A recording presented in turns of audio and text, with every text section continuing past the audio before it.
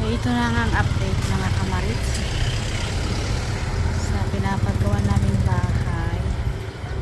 Ayan, pinipinturahan nila yung sa may harapan. Oh, dyan si Nanay T. Abay po yan.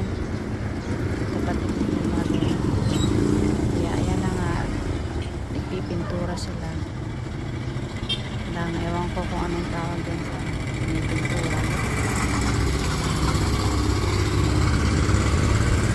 Salamat nga pala dun sa nagpahiram ng indam yun. Indam yung tawag nila dyan. Hindi ko alam ang tawag.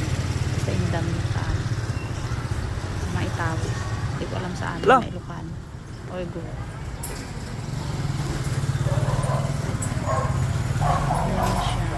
Kala ko madali lang. Sabi nila, oh, sa pundasyon ka lang mababanatan ng pera. Sa pundasyon ka gagastos. Ganun. Parang hindi yata po